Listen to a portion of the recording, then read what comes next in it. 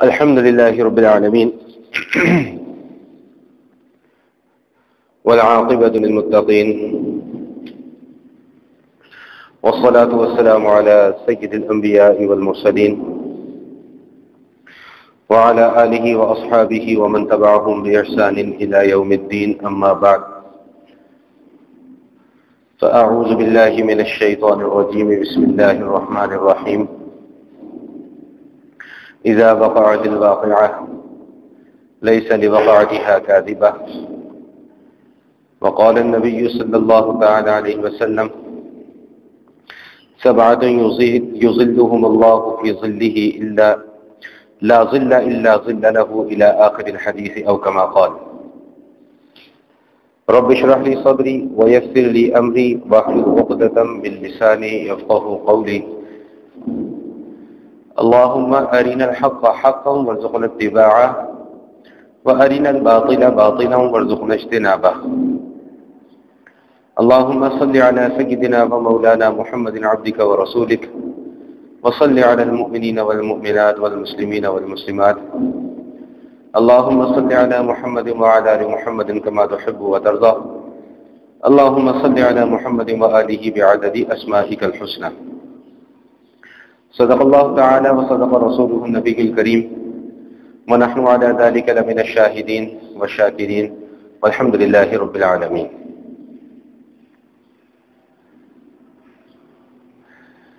عقیدہ آخرت کو اسلام میں ایک بنیادی حیثیت اور مرکزیت حاصل ہے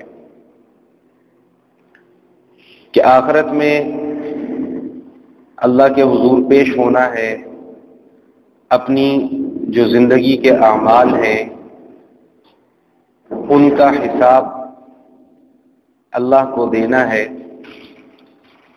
یہ وہ بنیادی تصور ہے آخرت کا جس پر یوں کہہ لیجیے کہ تمام کے تمام عقائد کی، تمام کے تمام اعمال کی بنیاد ہے.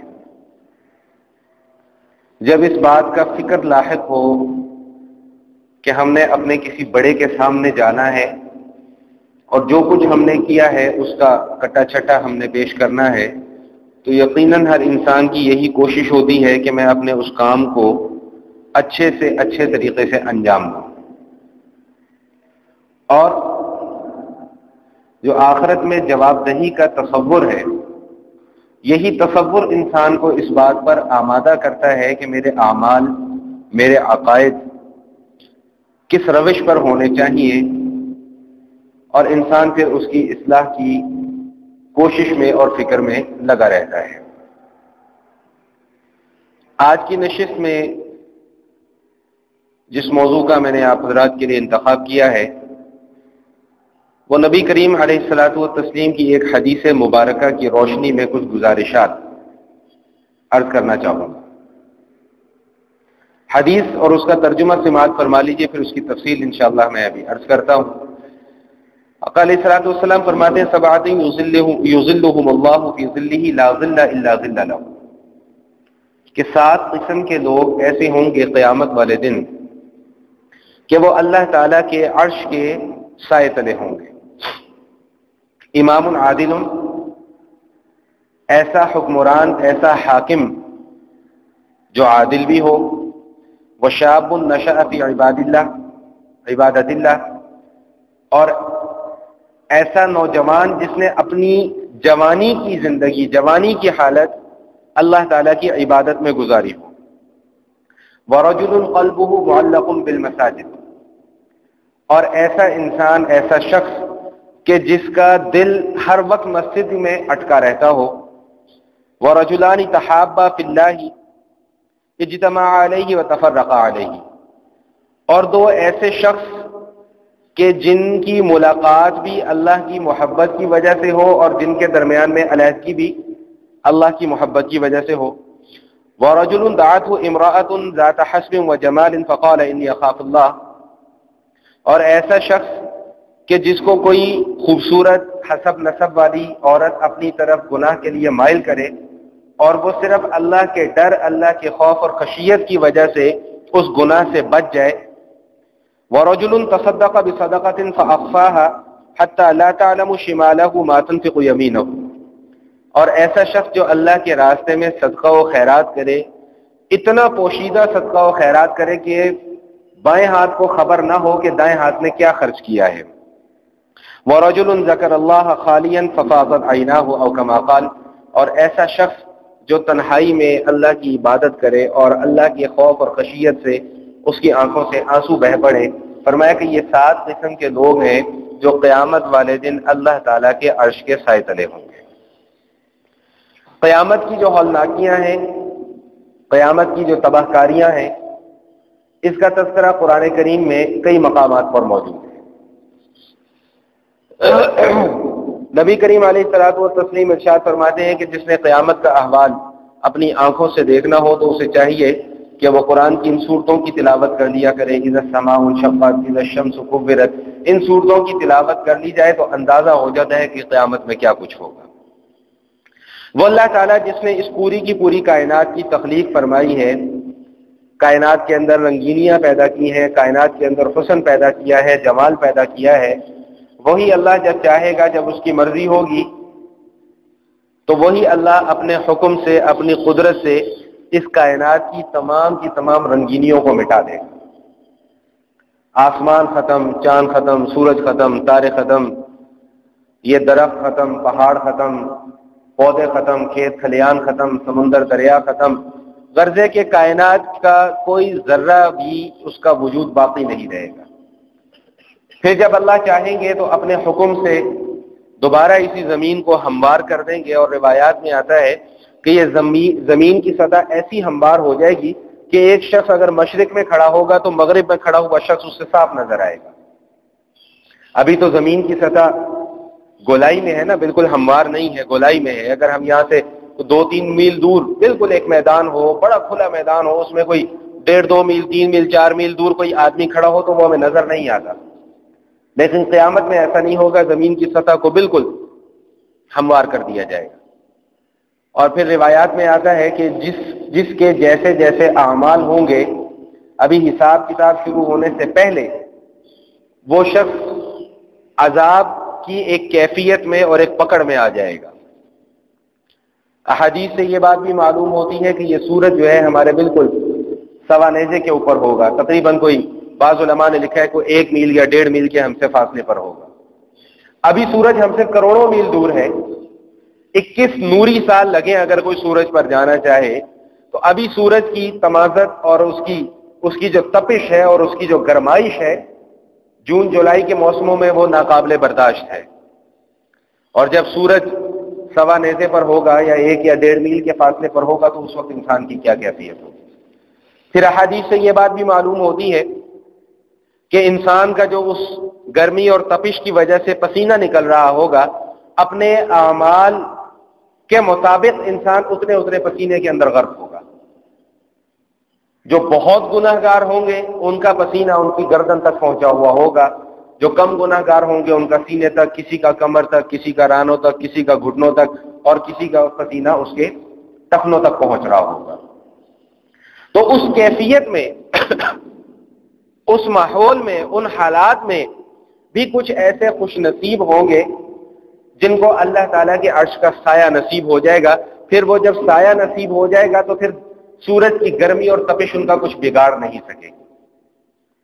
یہ سارے وہ حالات ہیں جو ابھی حساب کتاب شروع ہونے سے پہلے کے معاملات ہیں، اور جب حساب کتاب شروع ہو جائے گا، نامہ اعمال ہاتھوں میں آنا شروع ہو جائیں گے، پھر اس کے بعد جو فیصلے ہوں گے، جو خدا نہ خواستہ عذاب میں مبتلا کیے جائیں گے، اس کا تذکرہ ابھی آج کی نشست میں آپ حضرات کے سامنے نہیں کر رہا۔ اللہ تعالیٰ کا عرش جو ہے یہ رحمت ہی رحمت ہے، اور مجھے یاد پڑ رہا ہے کہ غالباً میری نظر سے ایک روایت ایسی بھی گزری ہے کہ جس میں یہ آتا ہے کہ 7ویں آسمان پر جنت الفردوس جنت کا سب سے اونچا اور سب سے اعلیٰ درجہ ہے، اس کی جو چھت ہے وہ اللہ تعالیٰ کا عرش ہے۔ تو اللہ کے عرش کا سایہ یعنی کہ جنت کی چھت کا سایہ جنت میں جانے سے پہلے 7 قسم کے ایسے خوش نصیب ہوں گے جن کو میسر آ جائے گا۔ فرمایا ان میں سب سے پہلا شخص جو ہوگا وہ امام عادل، عادل حکمران ہوگا، جو انسانوں پر نہیں، انسانوں کے دلوں پر حکومت کر رہا ہوگا، جس کی حکومت کا مقصد پروٹوکول لینا، دولت کمانا، پیسہ کمانا، حرام اور حلال کی تمیز ختم کر دینا نہیں ہوگا، بلکہ اس کی حکومت کا مقصد یہ ہوگا کہ اللہ تعالیٰ کے احکام کو اس دنیا کے اندر جاری کیا جائے، اللہ کے نظام کو اس زمین پر نافذ کیا جائے۔ جو اس مقصد کے ساتھ حکومت کرے گا اس کو کہا گیا کہ امام عادل۔ اور نبی کریم علیہ الصلوۃ والتسلیم ارشاد فرماتے ہیں والسلطان المسلم ظل اللہ فی الارض، کہ مسلمان عادل حکمران یہ اللہ کا سایہ ہے اس روئے زمین کے اوپر۔ اور تاریخ نے ایسی کئی مثالیں ہمارے سامنے رکھ چھوڑی ہیں کہ جن کو ہم اپنا رول ماڈل بنا سکتے ہیں۔ سیدنا عمر بن عبدالعزیز رحمۃ اللہ تعالی علیہ کے متعلق آتا ہے کہ جب تک یہ خلیفہ نہیں بنے تھے، یہ اتنی قیمتی خوشبو استعمال کیا کرتے تھے کہ اگر صبح کے وقت وہ خوشبو لگا کر کسی جگہ سے گزر جاتے تھے تو شام تک وہ خوشبو وہاں پر مہکتی رہتی تھی، اور گزرنے والے پہچان لیا کرتے تھے کہ آج عمر بن عبدالعزیز یہاں سے گزرے ہیں۔ لباس اتنا قیمتی پہنا کرتے تھے کہ اس زمانے میں کتابوں میں لکھا ہے کہ 800 درہم کا ایک سوٹ پہنا کرتے تھے، ایک لباس پہنا کرتے تھے، 800 درہم کا۔ اور وہ 800 درہم کا کپڑا بھی منگوا کر پھر بھی فرمایا کرتے تھے کہ یہ کپڑا بھی بہت موٹا ہے، اس سے بھی باریک کپڑا ہونا چاہیے۔ اور کتابوں میں یہ بھی لکھا ہے کہ جب ان کی کیفیت بدل گئی، حالت بدل گئی، خلافت ان کو مل گئی، تو اب ان کی یہ کیفیت تھی کہ اگر کوئی 8 درہم کا لباس بھی لا کر دیتا تھا تو کہتے تھے کہ یہ بھی بہت باریک ہے، اس سے بھی موٹا کپڑا ہونا چاہیے۔ اور کتابوں میں یہاں تک لکھا ہوا ہے کہ ان کی حالت ایسی ہو گئی تھی کہ گال پچک گئے تھے اور جسم کی ہڈیاں تک نظر آنا شروع ہو گئی تھی۔ وَالسُّلْطَانُ الْمُسْلِمُ ظِلُّ اللَّهِ فِي الْأَرْضِ، جسے اپنا خیال نہیں ہے، اپنی رعایا کا خیال ہے۔ سیدنا ابوبکر صدیق رضی اللہ تعالیٰ عنہ، ان کے متعلق کتابوں میں لکھا ہوا ہے کہ یہ خلیفہ بننے کے بعد بیت المال سے اتنی اجرت لیا کرتے تھے جتنی ایک مزدور کی اجرت ہوتی ہے۔ ایک مرتبہ ان کی بیگم نے حلوہ پکایا، گھر تشریف لائے، پوچھا بھائی یہ حلوہ کہاں سے آیا؟ کہ جی میں نے پکایا۔ کہا آپ کے پاس کہاں سے پیسے آ گئے، آپ نے کیسے پکا لیا حلوہ؟ انہوں نے عرض کیا جی جو تنخواہ ملتی ہے اس میں تھوڑی سی بچت کر لیتی تھی، تو اس بچت کر کے جب اتنے پیسے اکٹھے ہو گئے میں نے حلوہ بنا لیا۔ فرمایا اچھا، اس کا مطلب یہ ہوا کہ اس سے کم پیسوں میں ہمارا گزارا ہو سکتا ہے۔ بیت المال تشریف لے گئے اور وہاں پر جا کر جو وہاں کا امیر تھا اس کو لکھوا دیا کہ بھائی آئندہ مہینے سے میری تنخواہ اتنی نہیں، اس سے بھی کم اتنی ہونی چاہیے۔ وَالسُّلْطَانُ الْمُسْلِمُ ظِلُّ اللَّهِ فِي الْأَرْضِ، مسلمان عادل اور مسلمان حکمران، ایسا عادل حکمران یہ اللہ تعالیٰ کا سایہ ہوتا ہے۔ یہی وجہ ہوتی ہے کہ جب حکمران ایسے ہوتے ہیں تو پھر اللہ تعالیٰ کی رحمتیں عوام پر بھی، حکومت پر بھی، اور پوری کی پوری رعایا کے اوپر بھی، اور اس پوری کی پوری سلطنت پر بھی نازل ہوتی ہے۔ ہم لوگ آج پٹتے رہتے ہیں، روتے رہتے ہیں، جی مر گئے، کھپ گئے، یہ ہو گیا، وہ ہو گیا، خرچے پورے نہیں ہو رہے، فلاں نہیں ہو رہا، فلاں نہیں ہو رہا۔ کیسے پورے ہوں گے جب برکتیں ہی نہیں آئیں گی؟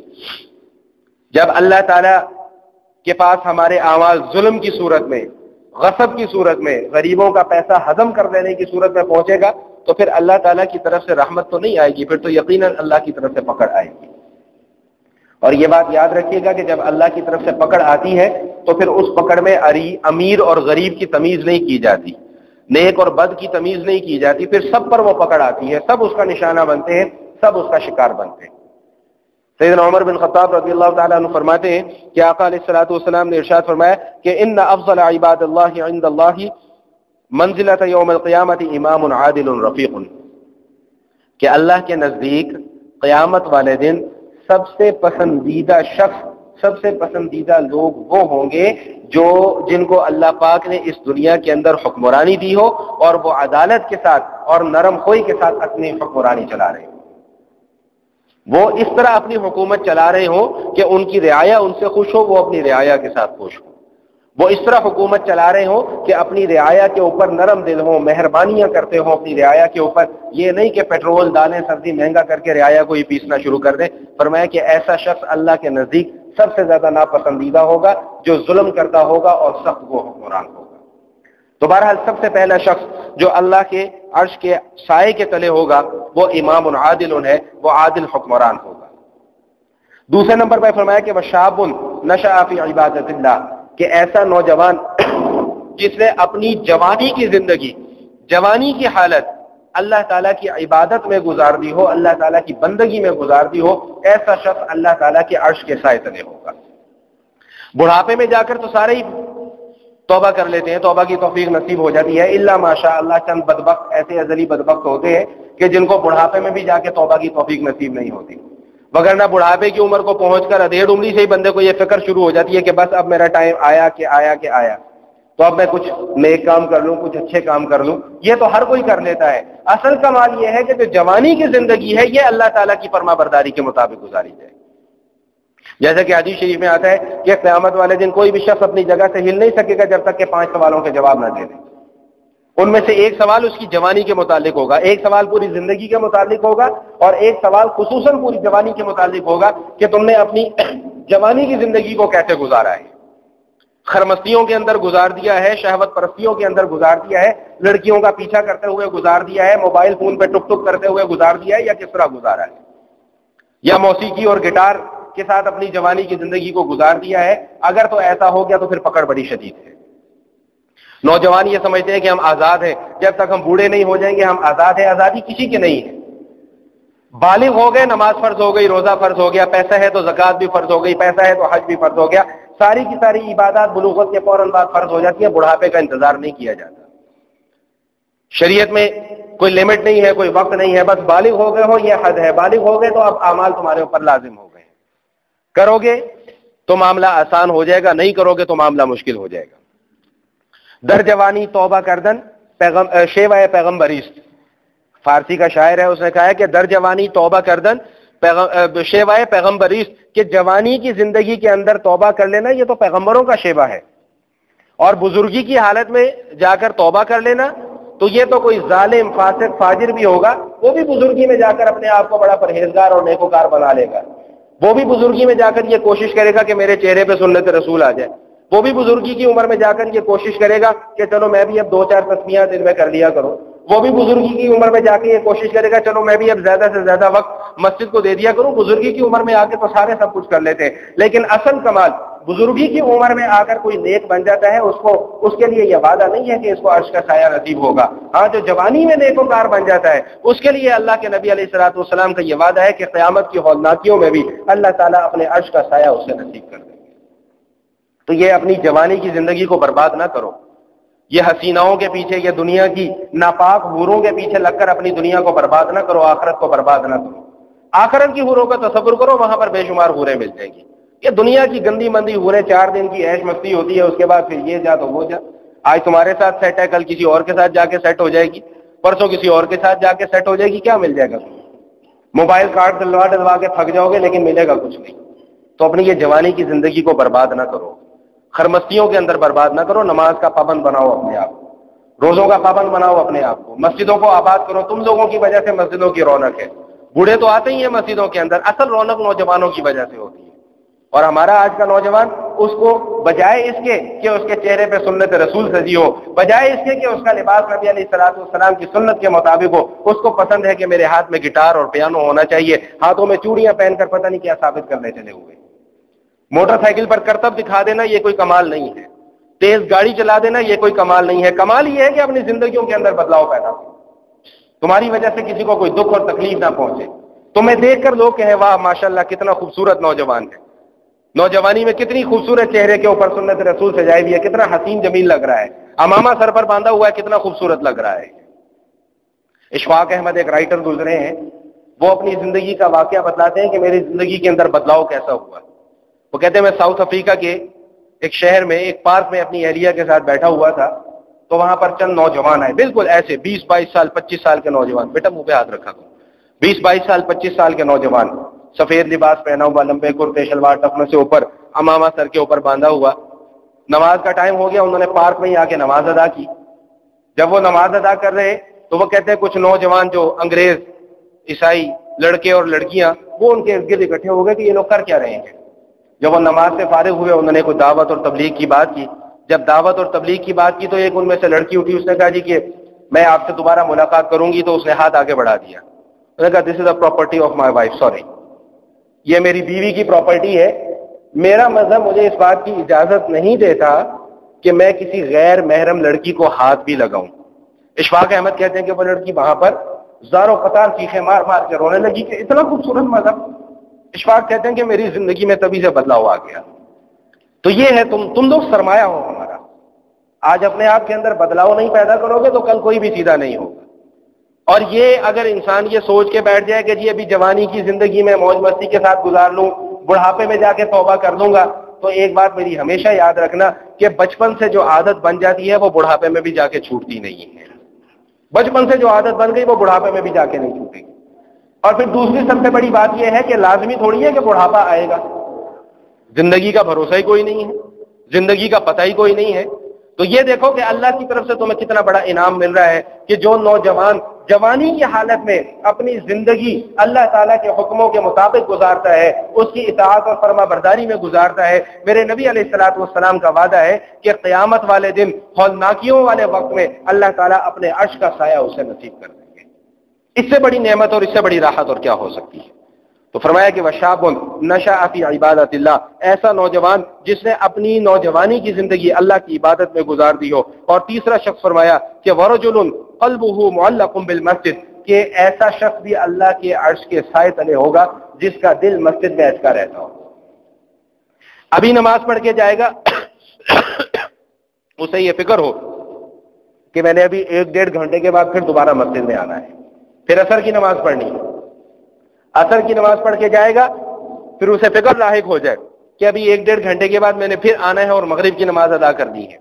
مغرب کی نماز ادا کر کے جائے, پھر اسے یہ فکر لاحق ہو, کاروبار بھی کر رہا ہو اور ساتھ ساتھ فکر بھی لاحق ہو کہ نہیں ابھی میں نے دوبارہ عشاء کی نماز پڑھنے مسجد میں جانا ہے. فرمایا کہ ورجل قلبہ معلق بالمسجد, ایسا انسان, ایسا شخص کہ جس کا دل مسجد میں اٹکا رہتا ہو, قیامت والے دن اللہ تعالیٰ اپنے عرش کا سایہ اسے نصیب کریں گے. اور کیوں؟ اس لیے کہ میرے اللہ کے نبی علیہ الصلوۃ والسلام فرماتے ہیں کہ احب البلاد الی اللہ مساجدها وابغض البلاد الی اللہ اسواقها, کہ اللہ کی نظر میں پسندیدہ ترین جگہ جو ہے وہ مساجد ہے اور اللہ کی نظر میں ناپسندیدہ ترین جگہ بازار ہے. تو بازاروں میں گھوم پھر کر اپنا وقت نہ ضائع کرو, مسجدوں کے ساتھ اپنا تعلق مضبوط کرو. مسجد کے ساتھ محبت ہوگی, مسجد کے ساتھ تعلق مضبوط ہوگا, اللہ تعالیٰ قیامت والے دن عرش کا سایہ نصیب کرے. اور یہ ہوتا کیوں ہے؟ اسی لیے علماء, اکابرین, بزرگان دین بار بار اس بات پہ زور دیتے ہیں کہ اپنا تعلق اللہ والوں کے ساتھ جوڑو. جس ماحول میں بیٹھو گے ویسا طبیعت کے اوپر اثر ہوگا. مسجد کے اندر بیٹھو گے سکون ملے گا, راحت ملے گی, اللہ تعالیٰ کا ذکر کرنے کا موقع ملے گا, تلاوت کرنے کا موقع ملے گا, نفل پڑھنے کا موقع ملے گا, اذکار کرنے کا موقع ملے گا. تو جس ماحول کے اندر آپ بیٹھے ہوئے ہوگے ویسا آپ کی طبیعت کے اوپر اثر ہوگا. اسی لیے بار بار اس بات پر زور دیا جاتا ہے کہ اپنا تعلق اللہ والوں کے ساتھ جوڑ لیجیے, اپنا تعلق اللہ والوں کے ساتھ مضبوط کر لیجیے, مسجدوں کے ساتھ اپنا تعلق مضبوط کر لیجیے. علمان الحفیظ جو ہماری مساجد کی آج کل حالت ہے, اللہ تعالیٰ ہمارے حالوں پر رحم فرمائے. میں ہمیشہ یہ کہا کرتا ہوں کہ میں کہیں اور کی بات نہیں کرتا, میں تو اپنی مسجد کی بات کرتا ہوں.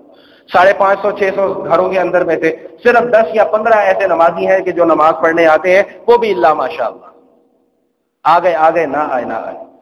گھروں کے اندر نمازیں پڑھنا یہ ایک فیشن بن گیا ہوا ہے. معذرت کے ساتھ مسجد میں نہیں جانا, گھر میں نماز پڑھنی, نماز سے پڑھنے ہیں. گھر میں نماز پڑھنے کا ایسی نماز کا کیا فائدہ کہ جس کے اندر آپ کو ثواب ہی پورا نہ مل رہا ہو. یہ نہیں میں کہتا کہ نماز نہیں ہوتی, نماز ہو جاتی ہے, لیکن ہمارے بعض اکابرین نے یہاں تک فتویٰ دیا ہے کہ جو شخص جان بوجھ کر گھروں کے اندر نماز پڑھتا ہے اس کی نماز بھی نہیں ہوتی. اور خود میرے آقا علیہ الصلوۃ والسلام کا فرمان موجود ہے کہ میرا جی چاہتا ہے کہ میں اپنی جگہ کسی اور کو نماز پڑھانے کے لیے کھڑا کروں, چند نوجوانوں کو لوں, بہت سا ایندھن اکٹھا کروں اور ایسے گھروں کو جا کر آگ لگا دوں جو اذانوں کی آواز سنتے ہیں پھر مسجدوں میں نماز پڑھنے نہیں آتے. مسجد کے ساتھ تعلق مضبوط ہوگا, اللہ تعالیٰ قیامت والے دن عرش کا سایہ نصیب کریں گے. مساجد کو آباد کیجیے, مسجدوں کے ساتھ محبت بڑھائیے, مسجدوں کے ساتھ اپنا تعلق مضبوط کر دیجیے. یہ فیشن چھوڑ دیجیے کہ جی ہم نے گھر میں نماز پڑھ لی بس نماز ہو جائے گی. ایک مرتبہ کسی کے گھر جانے کا اتفاق ہوا, یہ دعوت کے سلسلے میں, تبلیغ کے سلسلے میں. انہوں نے کہا جی مسجد میں نماز پڑھنا سنت ہی ہے نا جی. ایسا بڑا عجیب انداز کہ مسجد میں نماز پڑھنا سنت ہی ہے نا جی. اور میں ہمیشہ اس موقع پہ یہ عرض کیا کرتا ہوں کہ یہ صرف سنت ہی ہے نا جی, اس کو معمولی نہ سمجھا کریں, یہ سوچا کریں کہ یہ سنت کس کی ہے. آقا علیہ الصلوۃ والسلام کی سنت ہے جن کے ہم امتی ہیں. نبی علیہ الصلوۃ والسلام کی امت ہے جن کی رحمت کے سائے تلے ہم اپنی زندگی گزار رہے ہیں, جن کے شفقت کے سائے تلے ہم اپنی زندگی گزار رہے ہیں. اور ہم بڑے آرام سے کہتے ہیں سنت ہی ہے نا جی, کر لو نہ کرو نہ کرو. یہ سنت اتنی معمولی چیز نہیں ہے. اور ایک جملہ اور بھی آپ حضرات کی خدمت میں ہمیشہ عرض کیا کرتا ہوں بات غور کرنے کی ہے، سمجھنے کی ہے کہ کوئی فرض بھی اس وقت تک فرض نہیں بنتا جب تک کہ وہ نبی علیہ الصلوۃ والسلام کے طریقے اور ان کی سنت کے مطابق نہ ہو۔ یہ جو فرض نماز ہم مسجد میں آ کر پڑھ رہے ہیں، ہمیں کس نے سکھائی ہے؟ آقا علیہ الصلوۃ والسلام کی برکتوں سے اور رحمتوں سے یہ نماز ہم تک پہنچی ہے۔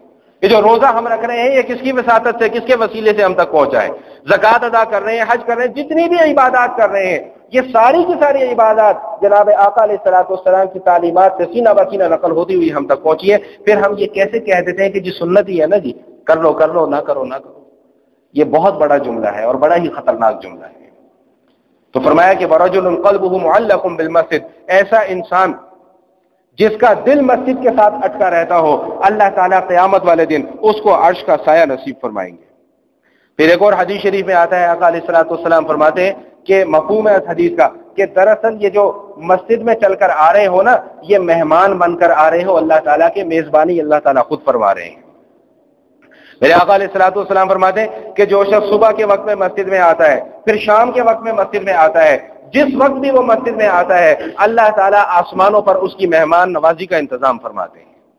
تو اس سے بڑھ کر اور ہماری خوش نصیبی اور ہماری سعادت کیا ہوگی کہ اگر ہم اپنی مصروفیات میں سے 10 منٹ نکال کر صرف مسجد کے اندر آ جائے۔ اور پھر حدیث شریف میں یہ بھی آتا ہے کہ جب انسان اچھے طریقے سے وضو کر کے نماز کے لیے مسجد کی طرف چلتا ہے، ہر قدم اٹھاتا ہے ایک نیکی اس کے نامہ اعمال میں لکھی جاتی ہے، دوسرا قدم اٹھاتا ہے اس کا ایک ایک گناہ اس کے نامہ اعمال سے معاف کر دیا جاتا ہے۔ اور ایک نماز سے دوسرے نماز کے انتظار میں جتنا وقت لگ جاتا ہے، اللہ تعالیٰ اس کو اتنے وقت میں اس کو نیکیوں کا نماز کا اجر اور نماز کا ثواب اس کے نامہ اعمال میں لکھا جاتا رہتا ہے۔ کہ انسان یہ سوچ کر گیا کہ جی میں نے ظہر کی نماز پڑھ لی ہے، اب میں عصر کی نماز پڑھنے آؤں گا، تو جتنی وقت وہ انتظار کر رہا ہے اتنا وقت اللہ تعالیٰ اس کے نامہ اعمال میں نماز کا ثواب لکھتے چلے جاتے ہیں۔ اس لیے فرمایا کہ وَرَجُلٌ قَلْبُهُ مُعَلَّقٌ بِالْمَسْجِدِ، ایسے شخص کو اللہ تعالیٰ اپنے عرش کا سایہ نصیب فرمائیں گے قیامت والے دن، جس کا دل ہر وقت مسجد کے اندر اٹکا رہتا ہو۔ اس کے بعد فرمایا کہ چوتھے وہ شخص رجلان تحابا فی اللہ اجتمع علیہ وتفرقا علیہ، دو ایسے شخص کہ جن کے درمیان میں محبت ہو تو صرف اللہ کی وجہ سے ہو، اور ان کے درمیان اگر نفرت ہو تو وہ بھی اللہ ہی کی وجہ سے ہو۔ ایسے دو شخص، ان کو اللہ تعالیٰ قیامت والے دن اپنے عرش کا سایہ نصیب فرمائیں گے۔ وہ اگر اکٹھے ہوتے ہیں تو صرف اسی وجہ سے اکٹھے ہوتے ہیں کہ یہ میرا مسلمان بھائی ہے، کوئی غرض نہیں ہے، کوئی لالچ نہیں ہے۔ مجلس کے آداب میں سے ایک ادب یہ بھی ہے کہ جب کوئی اجتماعی عبادت ہو رہی ہو تو اپنی انفرادی عبادات کو چھوڑ دینا چاہیے، یہ مجلس کے آداب میں سے ایک ادب ہے۔ تو رجلان تحابا، دو ایسے شخص جن کے درمیان میں محبت صرف اللہ کی وجہ سے ہے، اور ان کے درمیان میں اگر کوئی بغض یا نفرت ہے تو وہ بھی صرف اللہ ہی کی وجہ سے ہوتی ہے۔ فرمایا کہ ایسے دو شخصوں کو اللہ تعالیٰ قیامت والے دن اپنے عرش کا سایہ نصیب فرمائیں گے۔ اب مسجدوں میں آتے ہیں چل کر، کسی سے کوئی غرض نہیں ہوتی، کوئی لالچ نہیں ہے، کوئی دنیاوی کام نہیں ہے، صرف مقصود یہ ہے کہ ہم یہاں پر آئیں، ہمیں دین کی 2-3 باتیں سیکھنے کو مل جائیں۔ تو انشاءاللہ ثم انشاءاللہ اللہ تعالیٰ اسی محبت کے ساتھ، اسی پیار کے ساتھ، اسی تعلق کے ساتھ انشاءاللہ ثم انشاءاللہ ہمارا حشر بھی فرمائیں گے۔ اور خود حدیث قدسی ہے، اللہ پاک خود یہ وعدہ فرما رہے ہیں کہ جو شخص آپس میں محبت صرف میری وجہ سے کرتے ہو، اور اگر ان کے درمیان میں کوئی بغض اور عداوت ہو تو وہ بھی صرف میری وجہ سے ہو، تو فرمایا کہ قیامت والے دن ان کو نور کے ایسے ممبر اور نور کے ایسے ٹیلوں کے اوپر بٹھایا جائے گا کہ انبیاء اور شہداء بھی دیکھ کر رش کر رہے ہوں گے کہ یہ کون لوگ ہیں جن کو اتنا اونچا مرتبہ مل گیا۔ تو بتلایا جائے گا کہ یہ وہ لوگ ہیں کہ جو دنیا میں بغیر کسی غرض کے محبت صرف اللہ کی رضا کے لیے رکھا کرتے تھے، ملاقات کرتے تھے تو صرف اسی لیے وجہ سے کیا کرتے تھے کہ میری کوئی آپ سے دنیاوی غرض نہیں ہے، میری کوئی دنیاوی لالچ نہیں ہے، میرا کوئی آپ سے کام نہیں ہے، میں صرف اپنے مومن بھائی سے، اپنے مسلمان بھائی سے ملاقات کرنے کے لیے آیا ہوں اللہ کی رضا کی خاطر۔ اللہ تعالیٰ ایسے دو شخصوں کو بھی اپنے عرش کے سائے تلے جگہ دیں گے جس دن کسی اور چیز کا کوئی سایہ نہیں ہوگا۔ قیامت والے دن کوئی درخت نہیں ہوگا کہ جس کے سائے میں ہم لوگ بیٹھتے ہیں، کسی کوئی چھت نہیں ہوگی کہ جس کے سائے میں ہم لوگ بیٹھ جائیں، ہاں صرف عرش الہی ہوگا جس کا سایہ ان 7 قسم کے لوگوں کو نصیب ہو جائے گا۔ اس کے بعد فرمایا کہ ایسا شخص وَرَجُلٌ دَعَتْهُ امْرَأَةٌ ذَاتَ حَسْبٍ وَجَمَالٍ فَقَالَ إِنِّي أَخَافُ اللَّهَ، کوئی عورت کسی گناہ کی طرف مائل کرتی ہے، حسب نسب والی ہے، خوبصورت ہے، پیسے والی ہے، مال و دولت والی ہے، آدمی کہہ دیتا ہے انی اخاف اللہ، بھائی میں تو اللہ تعالیٰ سے ڈرتا ہوں، اللہ کی رضا کی خاطر میں اس گناہ کو چھوڑتا ہوں، اللہ کے خوف سے میں اس گناہ کو چھوڑتا ہوں۔ میرے آقا علیہ الصلوۃ والسلام فرماتے ہیں کہ قیامت والے دن اللہ تعالیٰ عرش کا سایہ ایسے نصیب فرمائے گا۔ غالباً امام شافعی رحمۃ اللہ تعالی علیہ کے دور کی بات ہے، غالباً وہاں کا جو حاکم تھا یا کوئی وزیر تھا، اس کی اپنی بیوی سے کوئی کھٹ پٹ ہو گئی، ایک دو دن گزر گئے، اب شوہر کا دل ذرا نرم پڑ گیا، وہ بیوی کو منانے کے لیے گیا، بیوی اب غصے میں تھی، اس نے کہا تو جہنمی ہے۔ اب کسی کے منہ پر اسے جہنمی کہہ دیا جائے تو غصہ تو آئے گا، اس نے کہا اچھا اگر میں جہنمی ہوں تو تجھے طلاق۔ اب بات اور بڑھ گئی، ایک دو دن گزر گئے، معاملہ ذرا ٹھنڈا ہوا، وہ لوگ سمجھدار تھے، ہماری طرح کے نہیں تھے، چھوٹے چھوٹے معاملات کو آسان نہیں سمجھتے تھے، کہا نہیں یہ معاملہ گڑبڑ ہے، طلاق کا لفظ ہے اور فتویٰ بھی لگا دیا کہ تو جہنمی ہے، اور میں نے اوپر سے یہ کہہ دیا کہ اگر میں جہنمی ہوں تو تجھے طلاق۔ بڑے بڑے علماء کو اکٹھا کیا گیا کہ اس مسئلے کا حل تلاش کریں۔ اب سارے پریشان کہ اس دنیا میں تو نہ کسی کے جنتی ہونے پر فتویٰ لگایا جا سکتا ہے، نہ کسی کے جہنمی ہونے پر فتویٰ لگایا جا سکتا ہے، کسی کے پاس علم غیب تھوڑی ہے جو یہ بتا دے گا کہ یہ مسلمان مرے گا یا کافر مرے گا، مسلمان مرے گا تو جنتی ہے، کافر مرے گا تو جہنمی ہے۔ امام شافعی رحمۃ اللہ تعالی علیہ یا غالباً ان کے شاگردوں میں سے کوئی ایک شاگرد وہ آئے، انہوں نے کہا جی میں آپ سے تنہائی میں کچھ بات کرنا چاہتا ہوں۔ آ جائیں جی تنہائی میں بات۔ انہوں نے کہا کبھی زندگی میں کوئی ایسا موقع آیا کہ آپ گناہ کرنے پر قادر ہوں، پھر آپ نے صرف اللہ تعالیٰ سے ڈر کر گناہ کو چھوڑ دیا ہو؟ میں نے کہا ہاں زندگی میں ایک موقع ایسا آیا تھا کہ میں گناہ کرنے پر قادر تھا، لیکن صرف اللہ کے خوف خشیت اللہ کے ڈر سے میں نے یہ گناہ چھوڑ دیا۔ انہوں نے کہا پورا واقعہ تفصیل سے مجھے بیان کریں۔ اور حاکم صاحب نے یا وزیر صاحب نے بتایا کہ میری ایک خادمہ تھی جو گھر میں کام کرتی تھی، ایک دن وہ کمرے میں کام کرنے آئی تو مجھ پر شیطان آیا، تو اس نے مجھے کہا کہ اللہ سے خوف کرو، اور میں اللہ کا خوف کر کے اس گناہ سے بچ گیا۔ انہوں نے کہا بس آپ کی بیوی کو طلاق نہیں ہوئی، آپ جنتی ہیں۔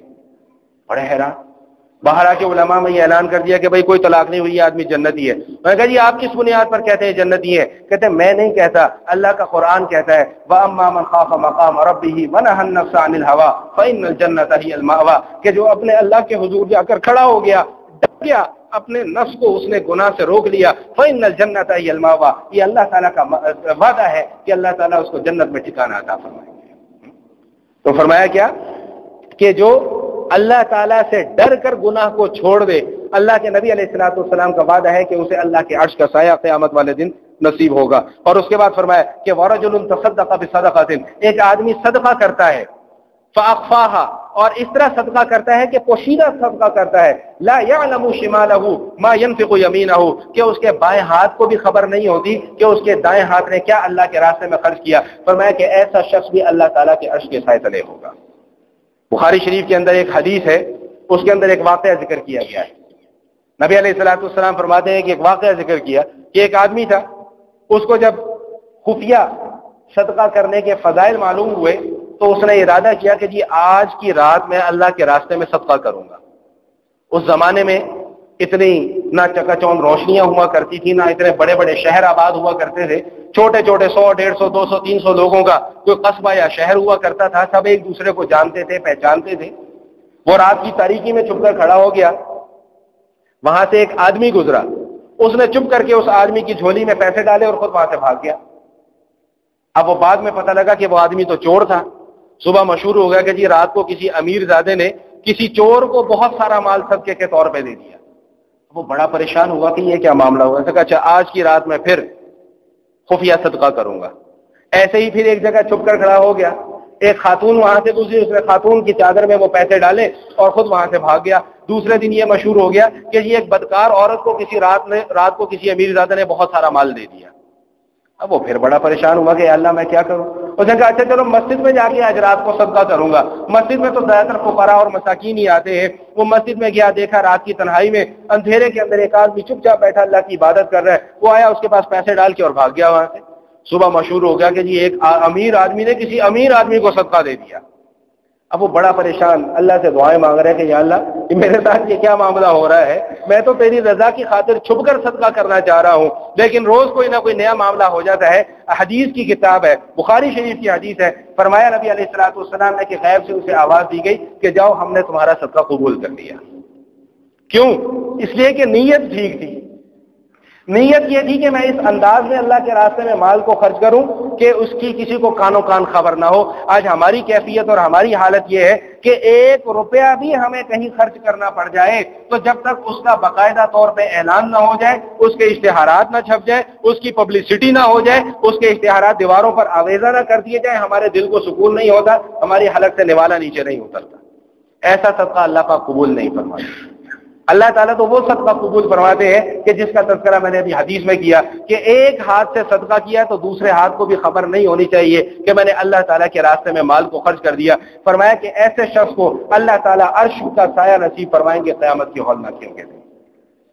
اور آخری وہ شخص جس کو اللہ تعالیٰ کے عرش کا سایہ نصیب ہوگا، فرمایا کہ وَرَجُلٌ ذَكَرَ اللَّهَ خَالِيًا فَفَاضَتْ عَيْنَاهُ، ایسا شخص جو تنہائی میں اللہ تعالیٰ کا ذکر کرتا ہے اور تنہائی میں اللہ کا ذکر کرتے ہوئے اس کی آنکھوں سے آنسو جاری ہو جاتے ہیں۔ میرے آقا علیہ الصلوۃ والسلام فرماتے ہیں کہ ایسے شخص کو قیامت والے دن اللہ تعالیٰ عرش کا سایہ نصیب فرمائیں گے۔